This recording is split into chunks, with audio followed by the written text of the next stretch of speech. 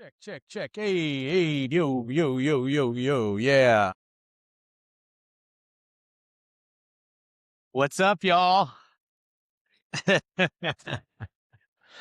How is it going? Anybody who's not been here, everybody jams. It's a school. I've got my buddy here, Mike Wiebe from Riverboat Gamblers, Drakulas, Chop Sakis, a bunch of stuff. So I got a lot of questions.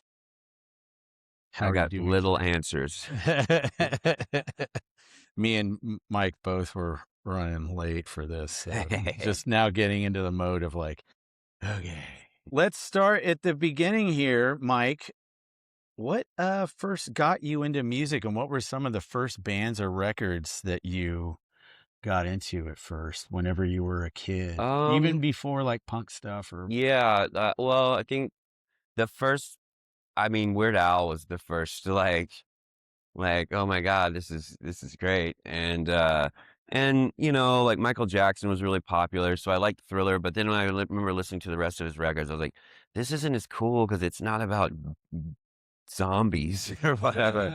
But the Thriller video was like really huge, but definitely like Weird Al was very important to me. And then I probably like, fifth grade or fourth grade, like started getting into like hair metal stuff like that was very popular, like Quiet Riot and a little later like Poison and all these like hair metal bands.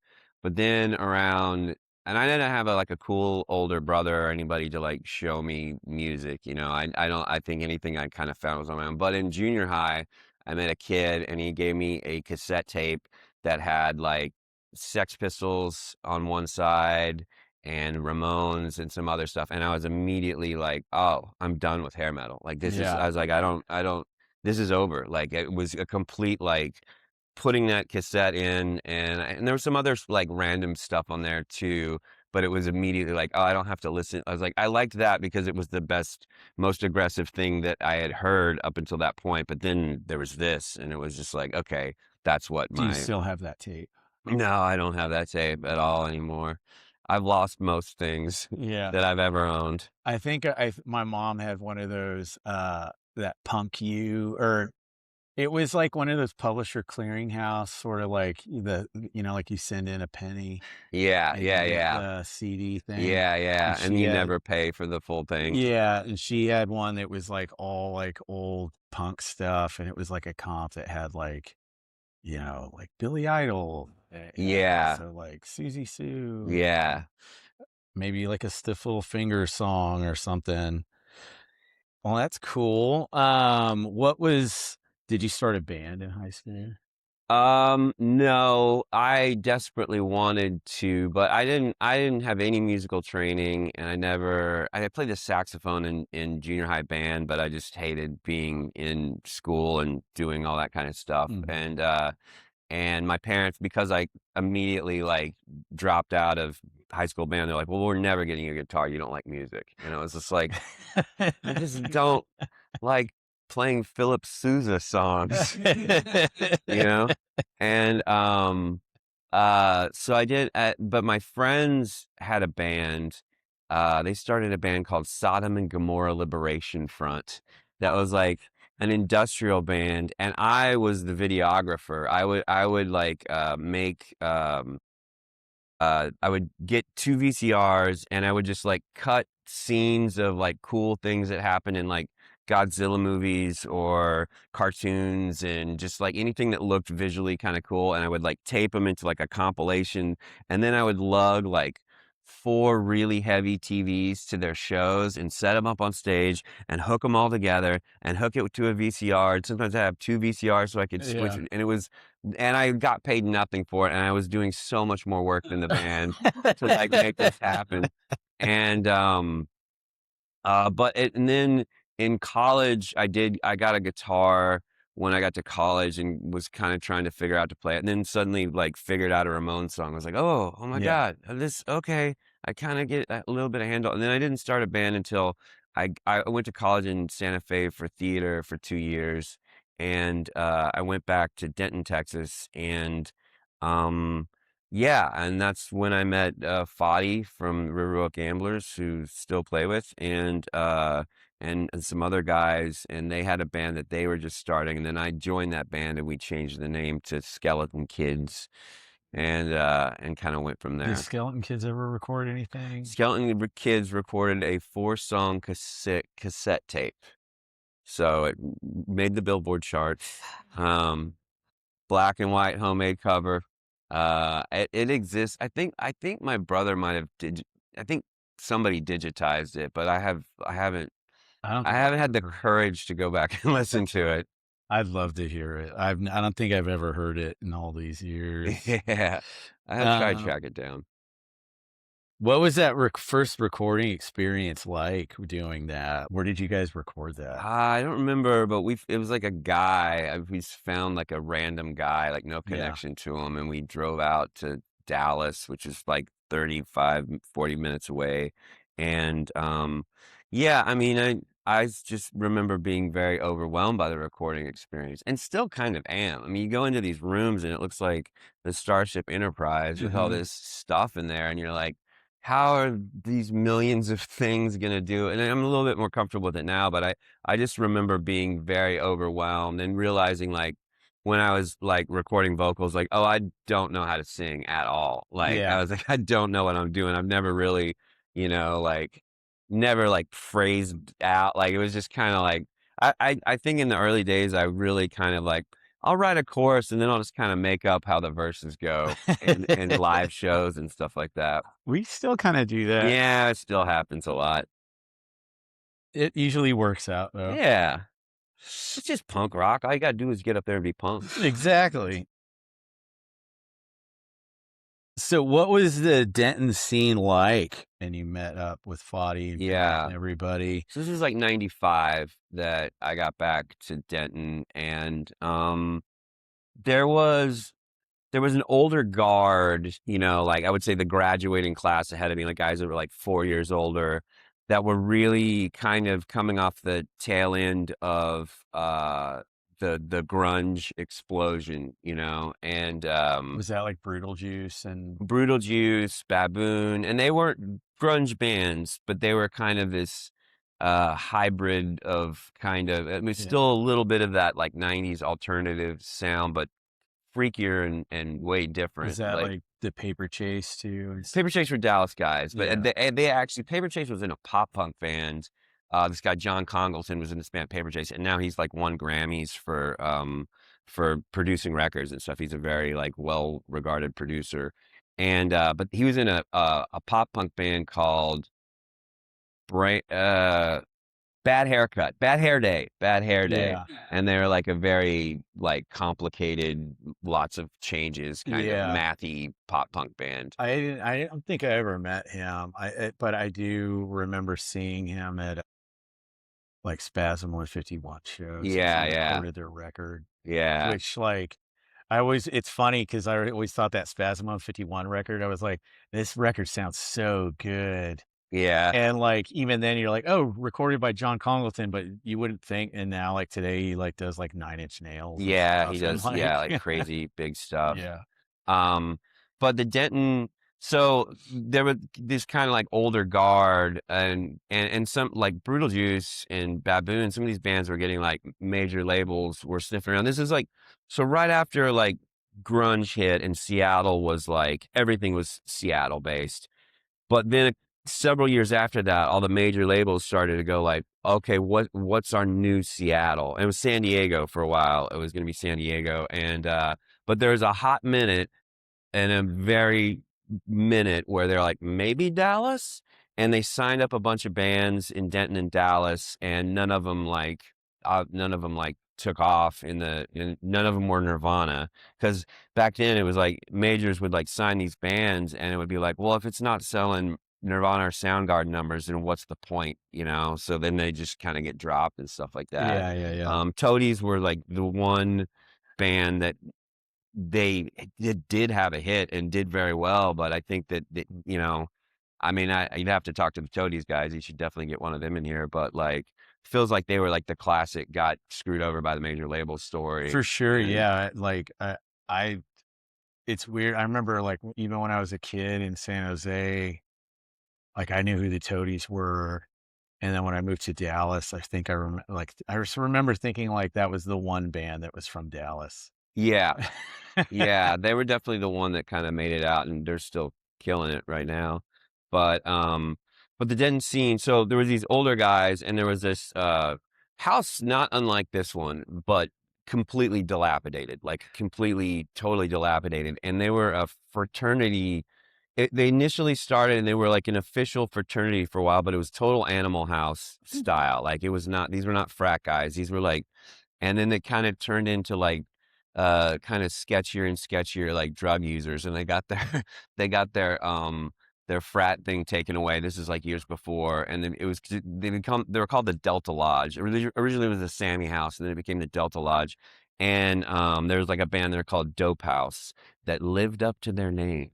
And and they and so that was kind of like the older guard, and guys were like 3 to 5 years older than like me and Fadi, and kind of guys in our new scene that was kind of starting out. And it was a little scarier, a little bit more that Seattle heroin was a little bit more in there. And but we played, my first show with Skeleton Kids was in that house, and it was, immediately like, okay, this is what I want to do forever and ever. It was like just it was just crazy and great. Yeah. But it was a little scary for some guys, like, hey man, you mind if I fix in here? I'm like, yes, kind of. Um, and but so around that time, like, uh a lot of other college kids and guys that were in bands that were around our same age were getting houses, like, punk houses, like 4 or 5 guys would rent, and gals too, would like be roommates in a house. And I don't know, Denton was really cool about throwing house shows. And and a lot of these houses were just like randomly either in a bad neighborhood where cops didn't care, or like at the end of a block that kind of, there was a field by there, so there wasn't many noise complaints. And we would just start I lived at kind of an old, like a not as dilapidated, but kind of a big house, kind of like this. And we would just start throwing shows on our own, and the shows got really, really popular, to where touring bands, this is Yeah. all like word of mouth. I mean, the internet exists, like emails existed, but the internet wasn't really wasn't what it is now. And we would get like handwritten letters from bands from all over the country, even like from other countries, saying like, hey, can we play your house? We're coming through. And that scene grew and grew, and we would have these shows with just like, 150 people crammed into a house. And it was all like donation based. Like, I don't think we rarely ever charged cover charges or Yeah. tickets or anything like that. And but bands, the reputation of how crazy and how fun these shows would start to grow, and bands would start to like, well, let's just not even play Dallas, which was like 30 minutes away and in a very like proper club show scene. Like, they would be like, let's just play Denton and have a great show and make probably just a little less money, rather than play Dallas where it's kind of stuffy and you just Yeah, never yeah. know what you get. So it What were just some of the bands that came through? I mean, like, the biggest 2 that I can think of is, like, Jimmy Eat World played in, the size of these 2 room was the house show, Yeah. at the drive-in. And some of my favorites, bands that aren't, like, huge, there was a Japanese band that came through called Jackie and the Cedrics, and it was just, like, these guys that spoke almost no English showed up, and they were hanging out very quiet, and then they went and changed into powder blue tuxedos and came in and played the most ripping, insane surf rock you've ever seen, just Yeah. jumping off everything, but just hitting these solos just absolutely perfectly. That's awesome. And then just, some bands that were like big influences on me, like Dillinger 4 is a big punk band now that's still, Scared of Chaka, but a ton of bands that, a lot are forgotten now, but like a lot of them had a real big influence on me. This band called Hickey, Oh, yeah. came through. Yeah, those are the ones off the top of my head, but there's so many more that I'm completely forgetting about, you know. And Yeah. and because we were in this was kind of like the summer of my friend Jamie from the Wednesday calls it the Gilman Gold Rush, which is after, like I was saying, like after grunge, everybody was looking for their thing. And then there was that moment like a couple years later where the majors were like Green Day. And then everything was, California, and like, let's figure out well, pop punk was the new grunge. And, and it, and so I'm not caffeinated enough. I forgot where I was going with that. Uh, uh, But you were saying that like around that time, like the Gilman Gold Rush of bands coming through, yeah. I think know what you're saying, like majors or like labels looking for bands, Yeah, it and was they it were was getting. really hot, and it was, we were just I think the scene and punk music in general was just kind of the zeitgeist at that moment. So Mhm. those shows were just like that intense and crazy. So yeah, when did Skeleton Kids eventually kind of morph into Gamblers? Like, what was the deal? Like when the band started, like what was the intention of the band? I mean, honestly, my intention was just to play shows and, Yeah, have fun in Denton. And then I remember the intention early on. I was like, how crazy would it be to put out a 7-inch? yeah, yeah, yeah. But definitely I didn't really think that, like, even like any label that was out of town seemed like, well, that's just something that insanely talented rock stars get to do, For be on sure. a Yeah. label.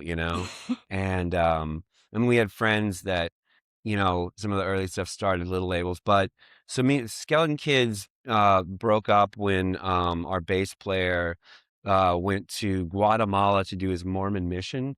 Um he was a Mormon guy,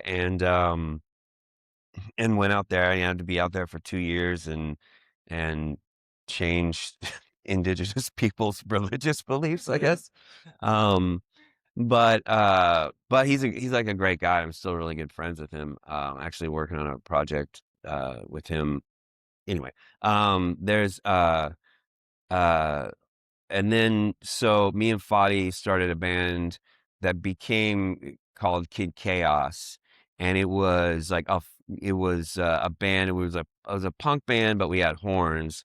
We kind of wanted to be Rocket from the Crypt. There was no ska in it at all, but we wanted to be Rocket from the Crypt. But it was very much like a second band. It Yeah, yeah, was yeah, Skeleton Kids was a first band, and and yeah. and Kid Chaos was a second band. And I don't think we ever really figured out what we wanted to sound like or do. It's a kind of a mishmash of stuff.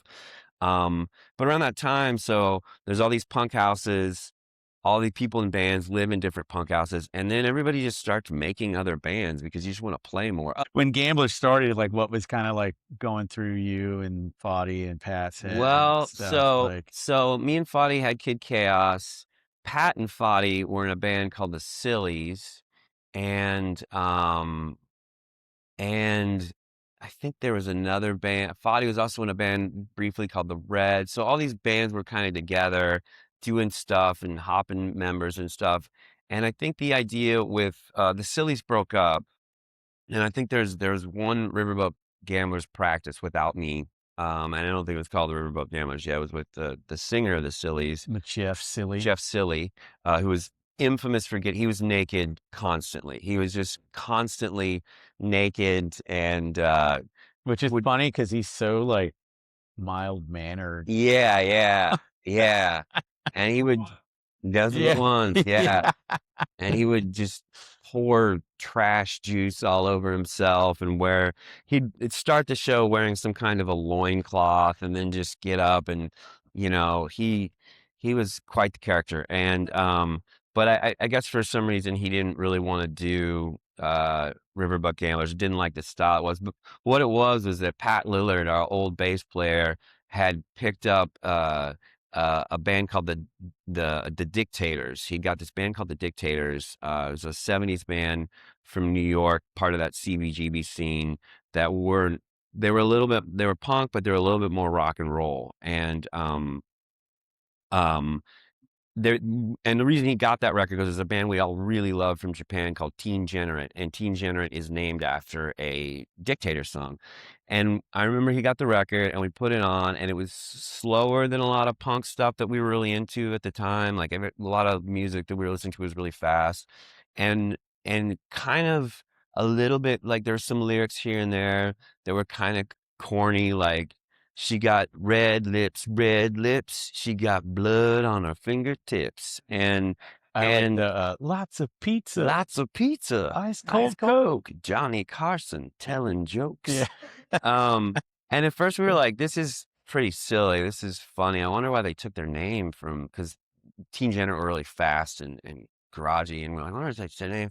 But that thing of, like, kept coming back to, like, I don't know, something about that record, so we'd go back and listen to it at his house and put that Dictators album on and just really started to, like, fall in love with it and find this, it was this kind of, like, where rock and roll meets punk, and, like, all my bands before were very in the pop punk kind of fast genre, and, there was just something about it of like, "Hey, why don't we do something like this? This would be Mhm. fun," and initially, the Gamblers, everybody was kind of, like, playing a bit more of a character, very, everybody dressed in all black and Fighter. fire. Yeah, yeah, everybody had, like, the very, like, punk, like, Tico, Spider, Freddy Castro, Yeah. had kinda names and stuff, when we initially started, and, yeah, that was kind of the genesis, and it was really, like, so at that time too, this is a little bit as the Gilman Gold Rush is going on, and pop punk is just, like, blowing up and becoming mainstream, and emo, the term emo has, like, really changed definitions a lot from what I think people think emo is now. Initially, what we were calling emo was this very, it wasn't poppy, it wasn't catchy at all, it was very, like, performative. And we were getting a lot of these emo bands, what we called emo bands, come through, and the look, people would call them Romulans because they had these very, like, weird, like, the guys were wearing, like, very tight polyester pants that were high water, and these ill-fitting shirts, and, like, kinda these weird kind of Romulan, Star Trek kinda haircuts, and it was very, like, I remember multiple shows where the singer would break down and start crying on the ground on stage. It was this really, and a very, like, dissonant kind of music, and I saw a bunch of it those was shows it at Rubber Gloves yeah, because those bands would get, like, I mean, it's eclectic bills where, like, there'd be a bunch of different bands yeah, at one yeah. show, but you'd see some stuff and be like, "What's go" Yeah, what is going on? Yeah, yeah, yeah. And it was very kind of pretentious, and it was very, like, Yeah. coffee shop kind of thing, but it was still in the punk genre, and they were definitely on shows with stuff we were doing, but I think, and now I'm less apt to make fun of something that I don't understand, but at the time, I was kinda like, "What is this crap?" You know? Yeah, yeah, yeah. And so, Riverboat Gamblers and that Dictators kind of rock and roll, embracing the kinda the camp factor of rock and roll was kind of the antithesis to this, like, intense earnestness or this intense kind of pretentiousness, and even the kind of content, just the kind of, like, heart on your sleeve, like, Judy doesn't like me, type, pop punk, Yeah, yeah, yeah. Queers, Screeching Weasel type lyrics, because there was a ton of those bands that were like Ramones clones, Yeah, the Ramones and core. everything was like, like Susie doesn't like me, and I'm going to the prom and stuff like that. And we're like, this is something different than that. That's kind of the antithesis to all that, but it still completely works in one of those random show environments, and got a lot of attention. Yeah. It's crazy too because, like, eventually the band played with the Dictators, Yeah, yeah, which eventually is played with like the Dictators, yeah, it was huge, and then yeah. became friends with Handsome Yeah, of yeah, I was the Manitoba, singer. which is it's just kind of funny. Um, yeah, I remember seeing the band when I was a kid, when I moved to Carrollton, and then I had started God, I had met because you played with Mark Burke, and Chop Sockies. Yeah, and Jeff Burke, who's in this band, the Mark Men. If you haven't checked out the Mark Men, The both of huge, them. yeah, and And other band. They've since gone on and done stuff. Mark Burke owned a record store across the street from my high school. Um, the CD Addict. CD Addict, yeah, it Yeah, wasn't really a record store; it was it was more a of a CD CD store. store. Yeah, Yeah, and it was next to the Target across the street from my school. yeah, And I would go in there, and I think I bought a Buzzcock Singles Going Steady CD, and he was like, "If you like that," he was like, "You probably like my brother's band," and he gave me the first Marked Men record. yeah, And then I came back like a couple days later, and he was like, "You know, the Marked Men are playing, like, you can go and see them." And so, I was like, "What? You can go see the band? I love this yeah, record." yeah, And so, I went up to Denton. I don't remember the exact lineup, but they were definitely on it, and I think that's when I met at least Foddy yeah, and Mark Ryan, and I went up there with my friend Chris Johnson. But that's when I kinda became aware of, like, all of these different bands that were kinda all in happening in each other's, like, I don't know, I feel like there'd be a house of, like, yeah, like 4 people with, like, what was it, Joe and Jeff and, yeah. um Believe that was the Yellow House that they lived at. yeah. It was just really neat to see, especially then, and then I just started kinda coming up there and hanging out and seeing the band, and, uh, but by that time, like, Gamblers was already sort of like I saw it as sort of like, the big kinda local kinda band that would open up for the touring bands and Yeah, stuff coming through. Because I remember I saw you guys with the MC5, like, right before. yeah, that was when things were taking off a little bit. Yeah, Yeah. yeah. When did, so getting to that point, like, um, when did you guys start coming down to Austin and then, like, making those first I know you did the first album, what, Sweatbox? Sweatbox, yeah. We did a 7-inch in Dallas, and we self-released that one, and then we got signed to a weird label and called Beatville, and we went to Sweatbox in Austin. Yeah, we started at some point, like we realized that this genre that was nobody was not nobody, but a lot of people weren't doing, especially in Denton, was actually kind of already happening in Austin. This kind of like more rock and roll, garage rock end of punk rock. So we were a fan of all these bands in Austin, and a lot of those bands were coming through Denton to play house shows. So it was really easy to connect with them, and you know we'd make friends with them. And then so at some point, you know, I remember our first Austin show was like I couldn't believe we were playing Austin, and we Yeah. played at what's now the Chess Club, which is a tiny, tiny room. Um, but and it was such like a big show for me. And and eventually it just got to where like we were going to Austin every 2 weeks, you know, every Mhm. 3 weeks had a show in Austin, and started to like the Austin, you know, promoters were started Graham Williams, who does Resound and emos, would like put us on like bigger punky garage rock kind of shows down here. So yeah, we were doing that for a while. We went and recorded with Sweatbox with Tim Kerr, and Did you meet Tim at, like, a show or something? I think we had, like, people introduce us. We knew we wanted to do a record with Tim, Yeah. and yeah, it was almost kinda formal where I remember he came to a Gamblers show. I was, like, very nervous of, like, "I gotta be really good tonight. Yeah, yeah, Tim yeah. Kerr is here."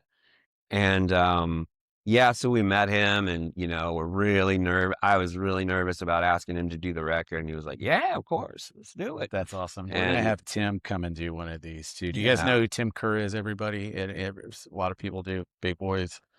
Um, that's awesome. So the first record is I love it. We never play any songs Yeah, off of yeah. it ever really, but there's a bunch that are great.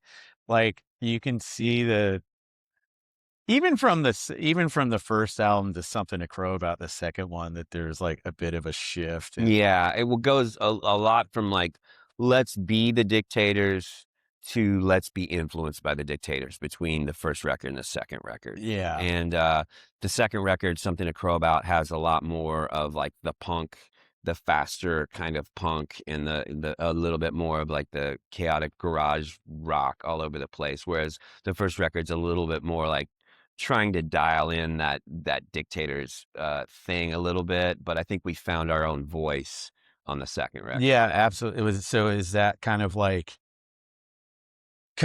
when things started really ramping up around that time? Was that second the Yeah. Gearhead record? Because that was like right when, like, Hate to Say I Told You So. Yeah, this was like, so we went through the grunge years, we went through the Green Day pop the Green punk. Day pop punk boom, and then somewhere a little while after that was the 2000s, and it was the term garage rock was very popular, and you had the Hives, the White Stripes, the Strokes, the Yeah Yeah Yeahs were all somehow, even though other than the Hives, I don't really hear much garage rock in any of those bands, but like that term was applied to all those bands. And because we loosely had the term garage rock within us, we were on a very low level scouted by all these labels, because labels were like, well, garage rock is the next thing. Well, yeah, and the show too. I think like the live show Yeah, had yeah, a lot to yeah. do with it. And South by Southwest. Yeah, we had the really great South by Southwest, but there was a moment where, we were getting like, we had signed it to Gearhead for something to crow about, but when we would go out to LA, we'd get like taken out to dinners. Rick Rubin came to check us out at a show, and Didn't he? What he happened? went to the guy who was stage manager, and I like, oh, Rick Rubin, nice to meet you. Went to shake Rick Rubin's hand, and Rick Rubin just held out his pinky. Brian took it and just lightly shook it. McClellan. Yeah, yeah. Oh my God. That's hilarious. But so that, that we were touring on that for a while, and that garage rock thing, the like major labels like really focusing on that, lasted about 2 years. And as we were moving on and trying to find a new label and figure out what the next thing was going to be on, and we were getting taken out to like lunches and meeting at Disney to like talk to this guy at Hollywood Records hmm in this office, and had to get led on the Disney lot and stuff like that. I remember this. So the second Strokes record, the first Strokes record was huge and very influential, but the industry like had all their money on, okay, the second Strokes record is going to define what happens. And the second record, the week it came out, did like, I'm just making up numbers here, but let's say it did 7 million. Well, the label was mad that it didn't do 22 million or whatever. So they, in that moment, they were like, garage rock as we know it is dead. And all the labels that were talking to us basically told us that, yeah, garage rock is not what's happening anymore. So we're not interested in you guys. And, hmm but fortunately we hooked up with a label called Volcom that was the skate clothing company that had their own label. And then we ended up going with them, and they were still interested in, rock and roll and They were great. yeah. I was going to ask about like working with Tim Kerr a little bit before we Yeah. go on. What were some of the things that you took away about like songwriting and songs, and just like the way that you sort of, because I feel like even we to this day we still kind of bring up some Tim Tim Kerrisms. Kerrisms about stuff. I mean, definitely Tim's all about keeping it loose and, allowing, I mean, you don't want egregious mistakes in there, but like some mistakes are good and something. And I think that thinking about like Gamblers are actually writing a new record right now. And I think going into recording that, we should really kind of carry some of that stuff on, especially when everything is getting so AI and like, hmm computers make everything perfect. I think like keeping that loose energy and not overthinking stuff, Yeah, for just really sure. trying to find like an energy in a room with a band is super important. Yeah, I think I don't know, I don't think, other than like the Andrew Murdoch records, I don't think we've really, it's been a lot looser, Yeah, yeah. at least like in the vibe Yeah, in yeah. the room. I Vibe. remember, yeah. Yeah, so that's kind of like, so I joined the band. Yeah, so Something to Crow About came out. We were getting Yeah. a lot of attention, and our guitar player, Colin Ambulance, he he had family stuff and was like, "I can't be a touring guy," and we were like, "Well, this guy's just graduated high school. He ain't got nothing to do. Yeah. You ain't going to college. Yeah. I You was ain't just no hanging college around. boy." It was So funny. I remember meeting up with everybody at a bowling alley in Denton. I had my little I high think school I band. called you though initially and we're like, Yeah. "Hey man," I was like, "Hey man, so Colin can't do this tour and we got this thing coming up where," I don't even think I said who the band was, and you were like, "I'll do it."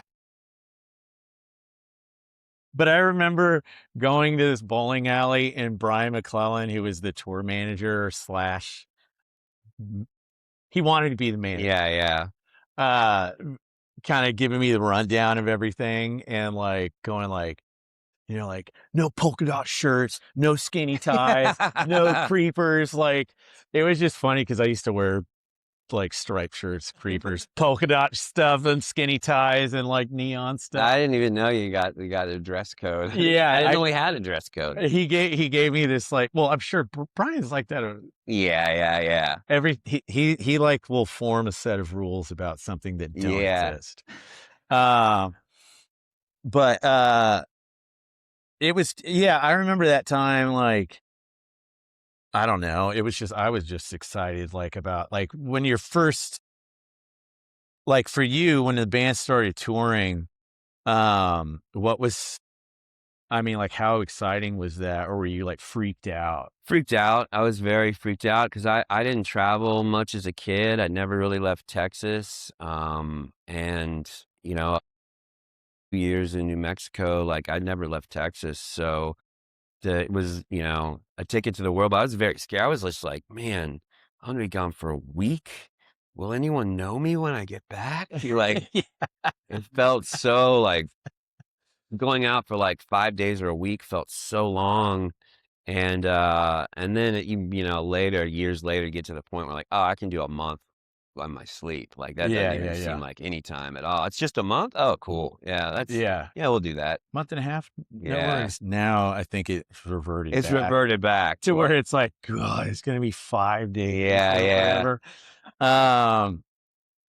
Because we hit it pretty hard, as soon as I joined the band. I mean, that first tour was with this band, the Burning Brides, and like, They got the major label, like, let's throw them at the wall to see if yeah. yeah, because I remember that was, I mean, for me, it worked out that they were in a bus because I wasn't let into half of the clubs that we were playing on Yeah, that he's too tour young. because I was like 19 or 18. And so I remember like at the Casbah, they let me sound check, and then I had to like wait outside before the show. And Yeah. we were, yeah, but it was cool because Dimitri would let me come and hang out on the bus, and then like we'd be able to hang out and we just watched movies and Yeah. stuff.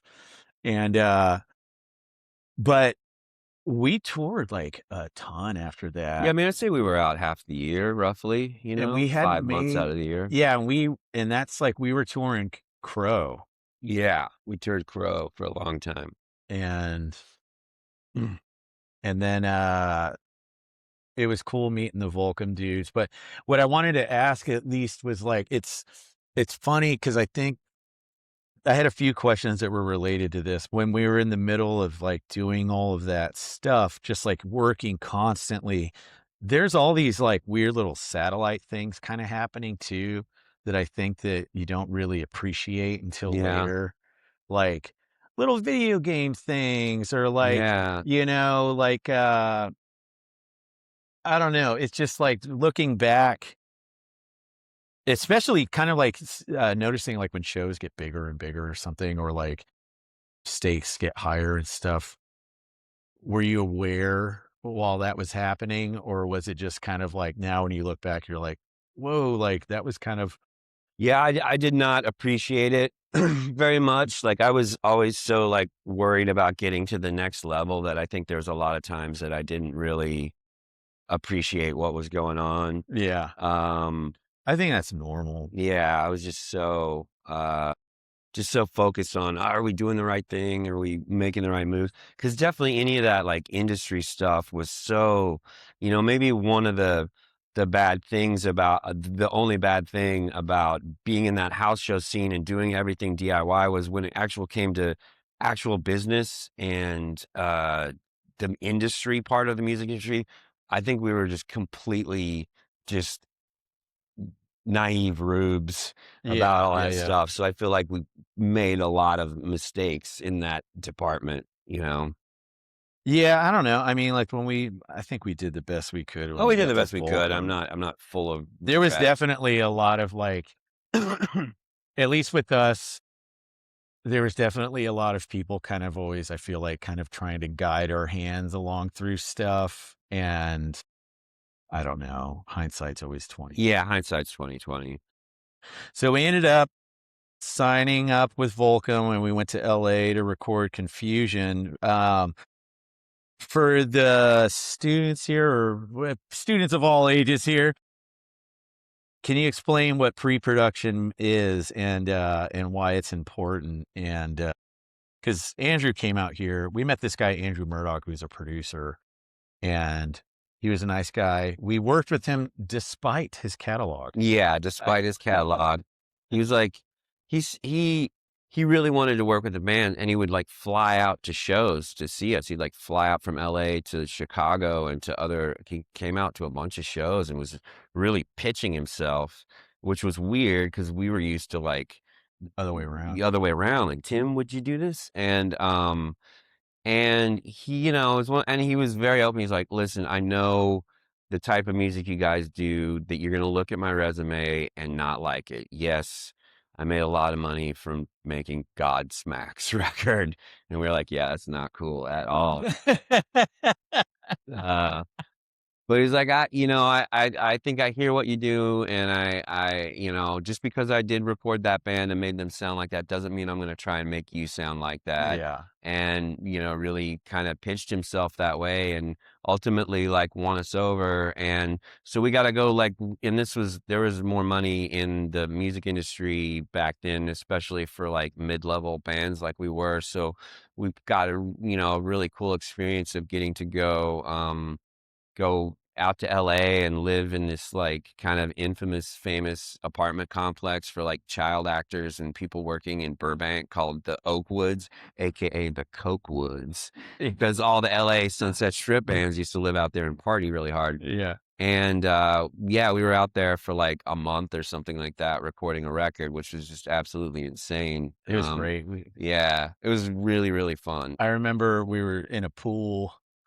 Me and Pat were sitting, or we had a day off or something like that, and I was like laying in a swimming pool, and all the kids from Malcolm in the Middle were running Yeah. around, and Garrett Morris from Saturday Night Live lived there, which is Yeah. super weird because we'd see him every day. Yeah. Just hanging around. They had a grocery store on site, so you never had to leave. Yeah. Um, but Andrew came out here and we did pre-production, and Oh, pre-production, I don't think yeah. that we had We've never ever. done pre-production. So for pre-production, what it looked like for us was he came out here and we would go like, all right, this is a song that we're working on. And he would kind of listen to it and go, okay, that's cool. Have you thought about making that part longer? Have you thought about getting to the chorus sooner? And that felt really weird at first because we're like, how are you going to tell us how to write our own songs, Mhm. and stuff like that. But I mean, we've since come to at this point, realize like, oh, it's not somebody telling you how to write. It's them giving you an idea, and It's then like a because it's non-biased a view. non-biased view, and then you play through it and go like, yeah, that works. Or sometimes go like, nah, that's the idea doesn't work. We're gonna keep it the Yeah, way we I did think it. now, at least I'm so open to it because, like, I think there's a point too whenever you're playing music where there's a bit of like, yeah, you gotta hold on to your ego a little bit, but there is a little bit of kind of like checking it at the door and Yeah, like realizing like if you're gonna be actually doing a collaborative thing, yeah, yeah, you know. yeah. And I mean, I definitely, for my own songwriting, I think I definitely have these patterns that I tend to get into, and and I mean, to varying degrees, at least for my own like satisfaction. They've worked on a bunch of songs, and then some songs it's like it's getting a little repetitious the way that I do things. Like it's good for somebody to like shake the tree and like loosen up some stuff for and sure. Or like, make it different. I think, and like given, and I feel like Andrew, he was good. I mean, like that, the Confusion's a great record, and I think that he had a lot to do with at least shaping up some stuff, especially with that one and the one that we did after that with Underneath the Owl. Um, during that time, you had a little station set up in one of the rooms with the mixes and a laptop and a mic to write lyrics. What was kind of going through your mind, and what did you learn from working that way? Because I remember that was like something that Andrew set up for you to do that you hadn't done Yeah. before. I think it let me refine. That was the first time I ever like recorded vocals on my own, and that these weren't used on the final tracks, but like getting to experiment. And now it's something anybody can do on their phone, really. But like GarageBand, you can do on your own, and that's the thing that's been most.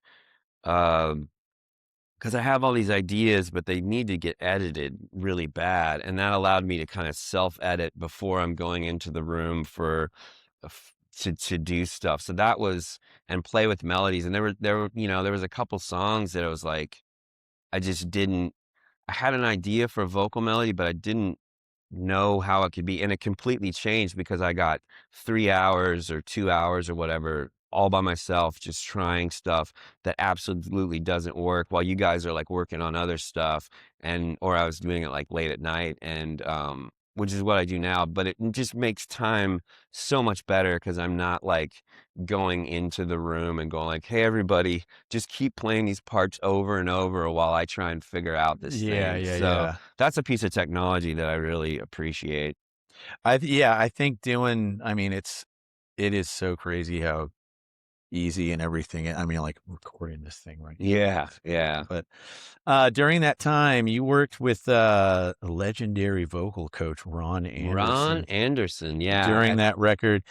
And I know that that was the first time you'd ever worked with a vocal yeah, coach. yeah, for sure. First time I ever worked with a vocal coach, and he This would guy did like stuff with like Ozzy Osbourne and like and he would, like, fly out YouTube to and he would, like, tour with the Chili Peppers just so he could help Anthony Kiedis warm up his voice. yeah. Every time I remember one time, I yeah, he wasn't hidden, it was just kinda out there. He had his day schedule, and it was, like, 3 hours of Ashley Simpson, Mike Wiebe for half hour, and then, like, 2 hours with Janet Jackson. Yeah. And I was just like, "I don't know how I fit into this thing." We went to his house. I remember I'm better than one, worse than the other. I I, uh, I tagged along to a couple of them, and it was pretty funny, like, he, like, was wearing a velour tracksuit Velour tracksuit. and, like, total, like, Liberace Yeah, piano, and he was, bum, bum, bum, bum. yeah. What were some of the that you can think of, some of, like, the, pieces of advice that he gave you, or, like, even little things that you can think of A lot of just, that like, singing from the diaphragm because I was yeah, a throat. I was singing from my throat the whole time and yeah, realizing that have this muscle that's, it's weirdly, and it's in your pelvis that that you need to access and yeah. focus and stuff like that. Um, and that was the main thing. I was like, this is where you sing out of, and then realizing, like, oh no, that your whole body is actually singing, but a lot of it is in your Yeah. diaphragm, your and realizing that was like mind blowing to me. I liked all of his little warm-ups and stuff too. Yeah. And also realizing that that your voice is it's like going to the gym. Like you got to work it out and you want to stretch before you work out And and so you stretch want to stretch. after too. Yeah, yeah. Um, so let's see, after that, we had Underneath the Owl. We went in with the hodgepodge of songs all over the Yeah. place, but it became the record that got out there the most, I feel like. Yeah, At the yeah. time, I feel like it got out there more than Confusion. Yeah. Um, I don't know. That was kind of like, I feel like that was looking back at that time, we were touring so much. off of Confusion, and then we went in there, we were like, "I don't know if we have a record. Do we wanna do another record with Volcom? I don't Yeah, know." yeah, yeah. And we went and did that, and, like, Pat had just left the band, which, I mean, that's like a whole 2 hours worth of Yeah, yeah, conversation yeah. on its own. What would be, like, tips for anybody, that's from what you know now, that you would wanna tell yourself back then about, like, touring and, like, even, like, getting along with people and, Yeah. like, all of that stuff? Because at the time, I feel like we were sort of like I feel like that record is almost sort of symbolic of kind of, like, where things were. It was just sort of like a hodgepodge of stuff where we were just doing I mean, everybody was drinking too much. I mean, that's absolutely, a yeah. fact. Like everybody was drinking way too much, and I definitely would love to tell my younger self to chill out on all that Mhm. and like put more hours into just being sober and working on stuff and reminding myself that you know, the next day after drinking is you're affected by your drinking and it can Yeah, yeah, yeah. and being healthy and stuff like that. I think that would be my number one piece of advice to myself. Would be Same here. yeah, That was a big thing with the band.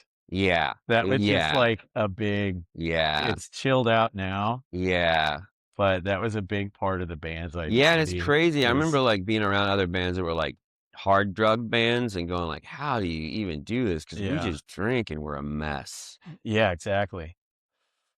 Um, some of it was fun, some of it not so fun. I wanted to talk about some of the onstage antics that have come at a cost. You've gotten hurt a couple times, Yeah. more than a couple times. Yeah. Um, one of the first times, well, we were at Bamboozle. Bamboozle Festival in New Jersey is like a big, I don't know. Yeah, it's a big festival. And yeah, there was this one, this wasn't me being a complete jackass like some of the other This ones. was like a like Just it legit. was a complete accident. Yeah. Could have happened at any There was a stage, and at the end of this, they had, like, stapled or put some sort of, there was, like, a drape, like a black drape that went up to the top of the stage and set there, but the wind was blowing up the stage this is right on the the water. yeah, it was blowing up this curtain or whatever, and I stepped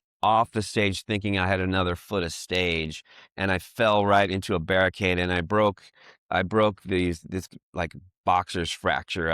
I broke this hand really badly, and after the show went to like the like union teamster medic guys. This big guy sitting there in a chair didn't even get up when I was just like, I think I broke my hand, and he was just like, "Can you move your fingers?" And I'm like, "Yeah, a little bit." He's like, "You're fine."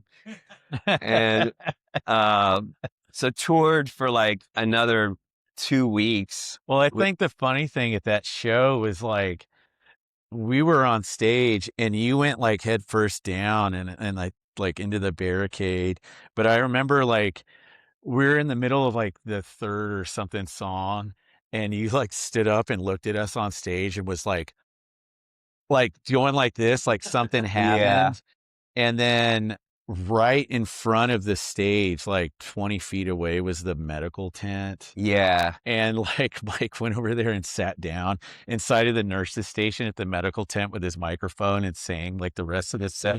Yeah. And she was wrapping his hand with, like, a oh temporary my thing, god. and we were on stage playing the songs, and he was just in there, like, "Let's sing da da da da da Yeah. da da da da da da da." The show must go on. Yeah.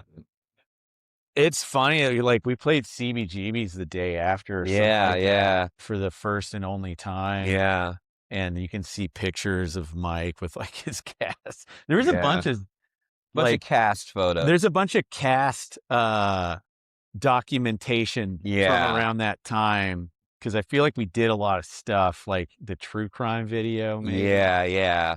and then that CBGB show.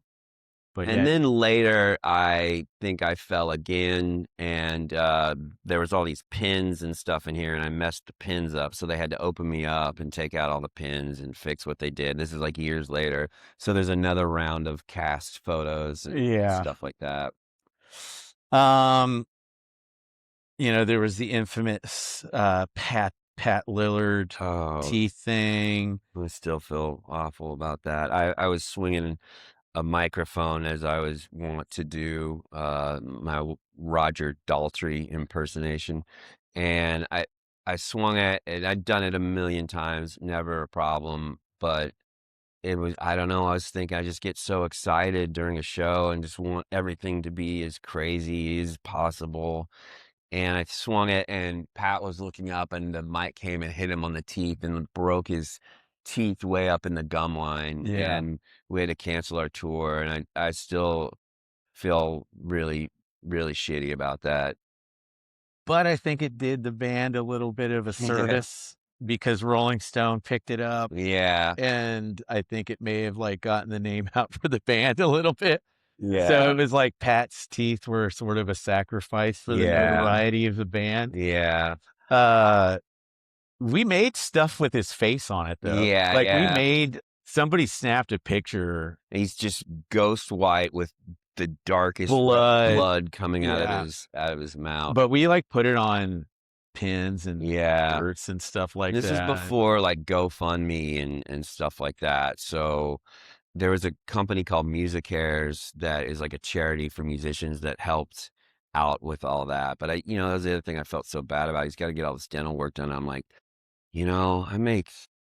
I make $1,000 a year or whatever. We were making it, the band. We weren't making any money, and it was just that weird thing, like, knowing that I really couldn't help with it at all. Yeah, but I think he's fine now. The infamous jackalope. Yeah, I we always play the Jackalope during South by Southwest downtown, and it was a really small room, and they would let me give out free drinks to everybody, so had everybody holding up a shot, and I thought that that would be a great time to jump into the They were crowd. holding 2 because I think they lined Yeah, up beers and beers then and shots, shots. so everybody was double fisting. And I just fell straight onto my back, the concrete floor, and I collapsed my lung. And so we finished the show. Unfortunately, it was the last song. I went home and was like, "Oh, this hurts really bad." But I probably broke a rib, and when you break a rib, there's nothing they can do. Mhm. And I was like, "I'll just drink this away." And woke up at 5 in the morning. It's like, I still can't breathe. I went to a urgent care, and, the next thing I knew, I was in an ambulance, and they'd stuck a tube in between my ribs up in there, and I was in the hospital for, like, 4 days with, like, tube draining fluids stuck in here, getting, mildly addicted briefly to painkillers and unable to go to the bathroom because of that. It Oh, was yeah. it was it was an absolute nightmare. It was awful, and I learned an important lesson about safety that day. It was a scary time. I Yeah. remember thinking, like, I don't know, I don't think I had ever known anybody that had collapsed a lung. Yeah. Me neither.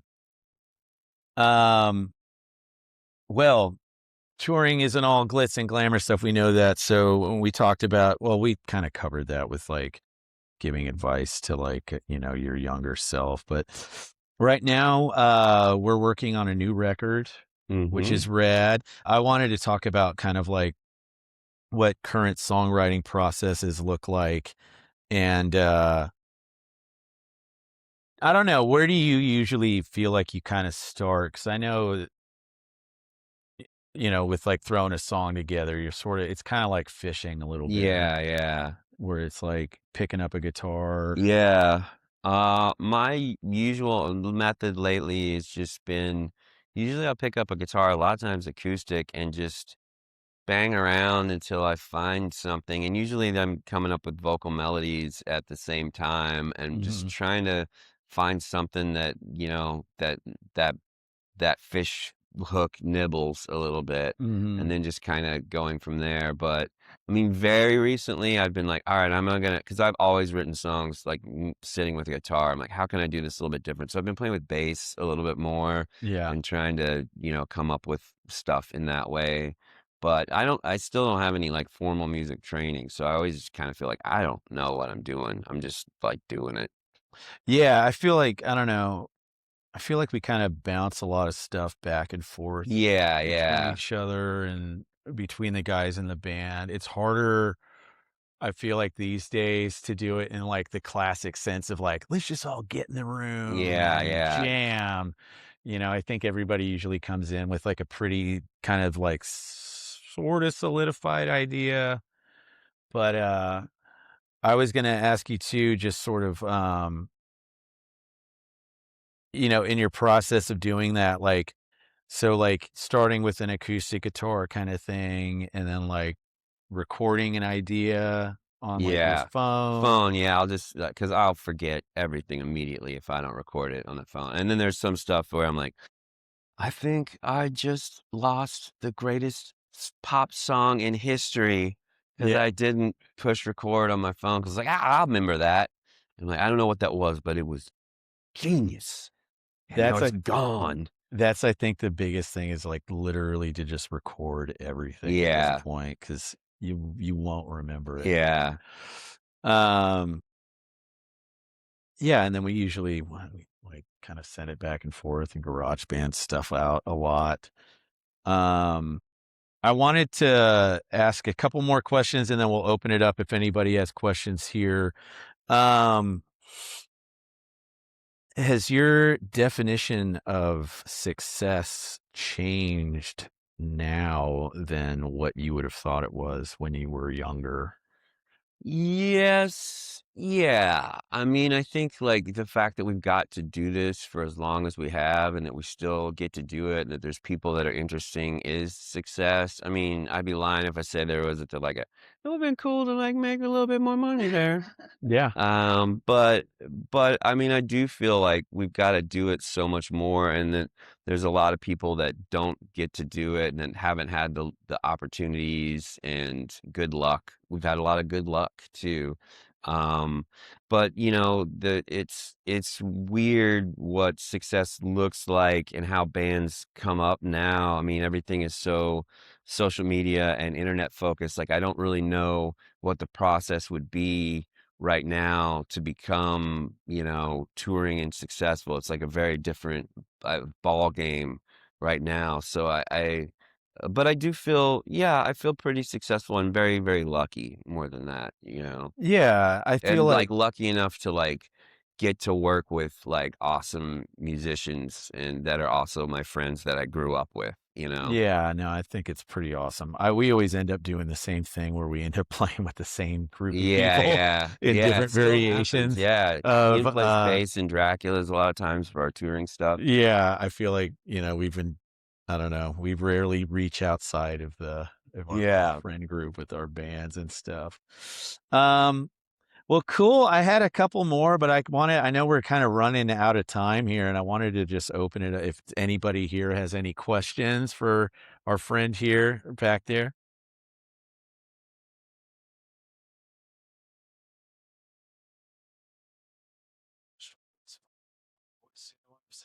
Yeah. And I think that, you're in a couple projects, and I have to imagine that you have to kind of switch Yeah. Yeah, absolutely. like that, or does that just, like, do you define it early on, like, or you just kind of slip into something? Yeah, it's a lot of beta A/B testing and stuff like that. Like Dracula's is very much like a different character and a different voice, and the band is kind of a concept band, so it kind of like lends itself to being a different voice. But still, we've done 3 records, and I feel like it evolved over those 3 records of kind of figuring out like, okay, this. And I mean, I always thought with Dracula's, especially when I started taking it like really seriously, was like, okay, this needs to be different. This needs to be different from Gamblers and some of the other stuff that I've done before. And so just kind of playing with that idea and embracing that, like, yeah, it's gonna feel awful, not awful. It's gonna feel awkward at first because I've done this, kind of feeling for the Gamblers for so long, and that's been a while. So this is gonna feel weird. Trying it this new way is gonna feel weird, and just kind of trying to embrace something feeling weird and not just, because everything new is kind of scary at first. So, and trying to embrace that idea.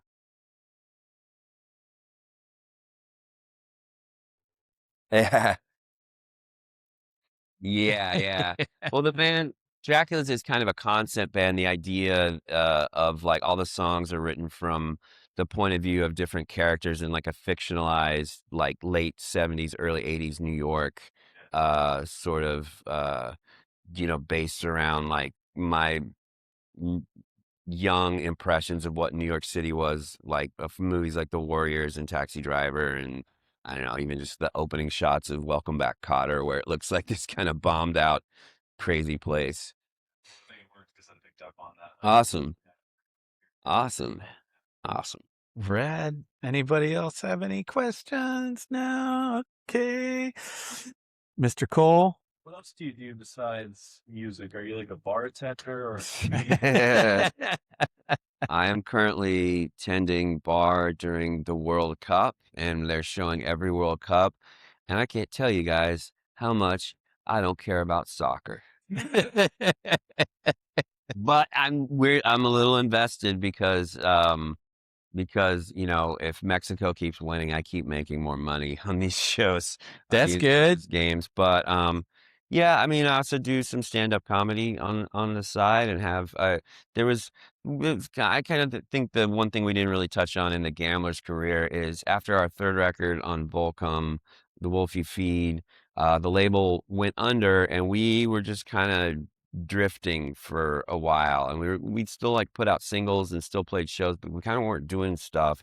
And it's in that like 10-year-ish period where that's when Dracula started up, and that's when I started doing stand up. And that was another like very much like this stand up was like, this feels very awkward and very weird. And it's completely starting over anew.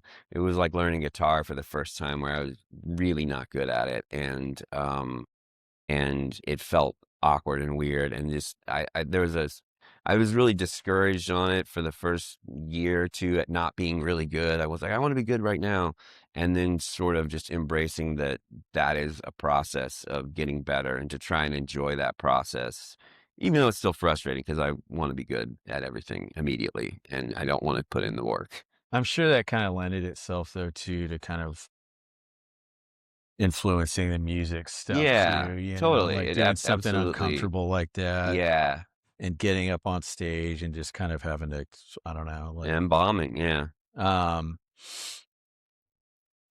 there was a couple of other little bonus questions I was going to say, like, um, like how many songs do you think this is like a songwriting question, but just like, there's probably a bunch of songs that you've written that have never seen the light of day, Yeah, right? a lot, And yeah. I just want, especially for some of the younger kids here that are starting bands and stuff like that, do you think it's important to like allow yourself to write a bad song just to Yeah, get it out of there, yeah, I think so. I think there is just, yeah, forcing some, and then sometimes it's like, you're getting all the bad ideas out of the way, like writing a bad song and having it done, and then just looking at it and go like, this ain't that good. Is just like, well, and it feels like you wasted all this time putting that together, but really you were just you're still learning something from it, and even if you don't exactly understand exactly why it's not working, and Yeah. there's still stuff that I have that's like, this isn't working, but there's something in there that's good. And I mean, stuff that's like decades old that I'm like still like, I'm gonna get back in there with a wrench and a pipe and beat it until I find something. At some point, I'm gonna figure out what's not working with this song, and I'm Yeah, gonna yeah, make yeah. it work. But then there's some stuff that's like, nah, this just isn't good. This isn't good. But at least I got that bad song out of the way, so I can make way to write something better. Yeah, it's like clearing your throat or something. Yeah. You know? I think that, I don't know. Me and Mike usually have like a pretty cool little.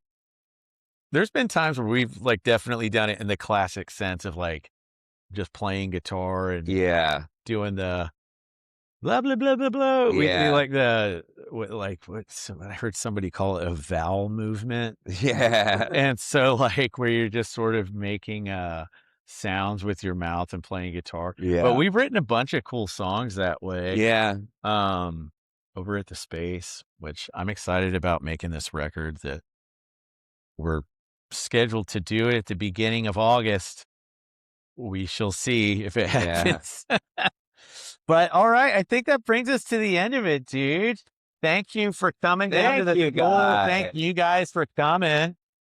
I know we have a little, we could sit here and I could go on and on about, I don't know, a bunch of different stories, but I know Mike's got to get out of here. But we appreciate everybody coming here over to the school. Yeah. Tell your friends, stay tuned for other folks coming here, coming up. But awesome, y'all. We'll see ya. Some tunes again. Thanks, man. Yeah, man, that was cool.